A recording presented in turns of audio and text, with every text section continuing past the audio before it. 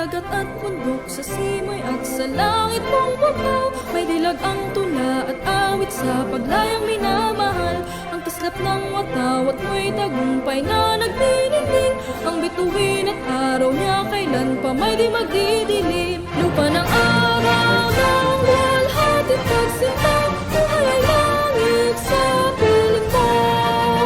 Aming ligaya na pagpay mga api, ang mamatay lang dahil sa'yo.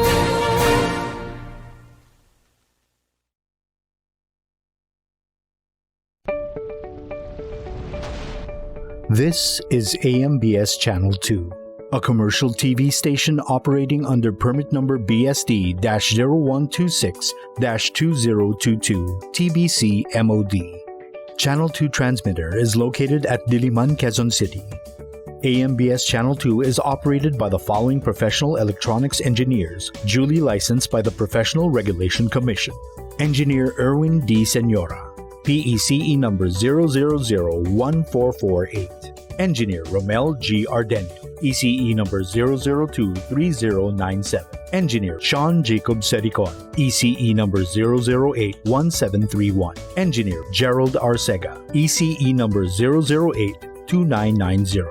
Engineer Madrick Ace Villa, ECE number 0082201. Orlando M. Legarta, 93-1PNCR-6016. Rene O. Agravante, 93-1PV-5715. Jose P. Buban, 94-1PV-8960. Mon Israel U. Bagay, 09-1PCAR-23697.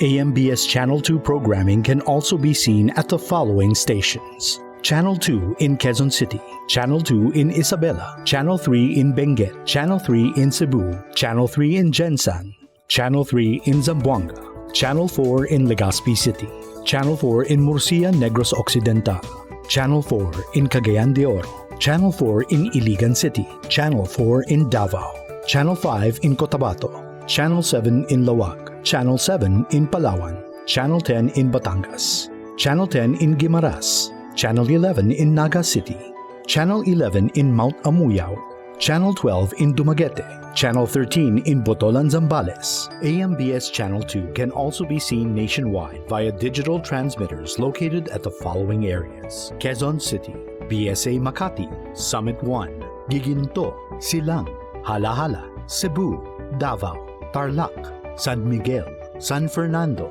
Batangas, San Pablo, Bacolod, Cagayan de Oro, Guimaras, and Benguet. This is AMBS Channel 2, now signing on.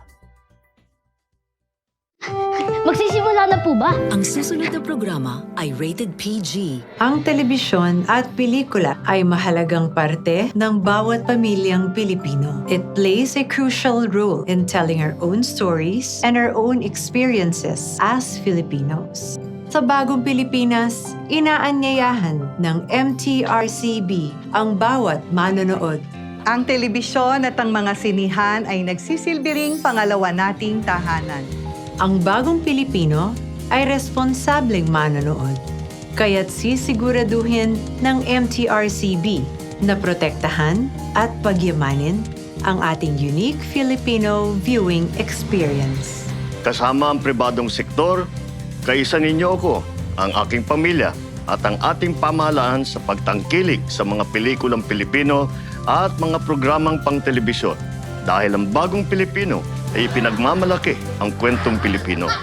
Bagong Pilipino. Tara! Nood tayo! Bagong Pilipino. Tara! Nood tayo! Bagong Pilipino. Tara, nood tayo!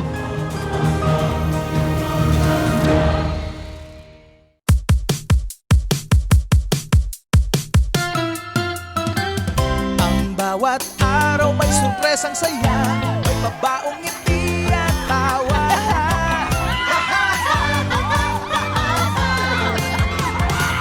May sayaw at kanta, napapanahong balita, masaya at kwento.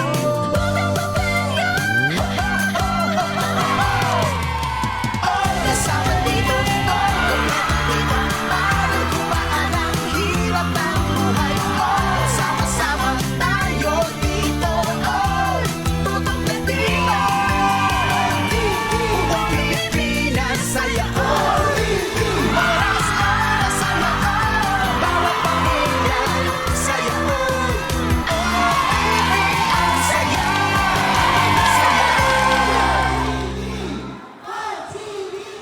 Mas maganda ang bawat umaga sa mga programa natin sa ating Umaganda dito sa ABS-CBN sa All TV 2.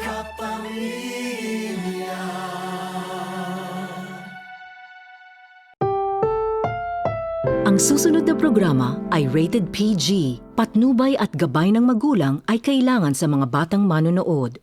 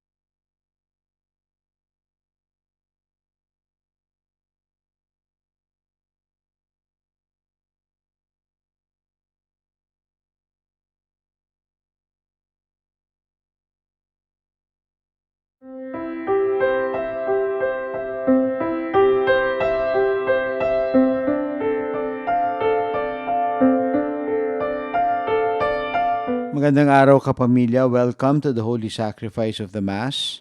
And together let us pray. God, Father of us all, Lord Jesus, our companion and Savior, Holy Spirit, our wisdom and guide, we stand before you with hearts humble and contrite. We pray to you with deepened hope that you will never give up on us. With renewed courage to live our faith that does justice, with a love that inspires us to overcome evil with compassion and good works, that we may truly serve the poor as you, Lord, ask us to bring them the good news of your kingdom. Make us instruments in your hands to overcome the corruption in our government and society by relentlessly advocating to bring the guilty to justice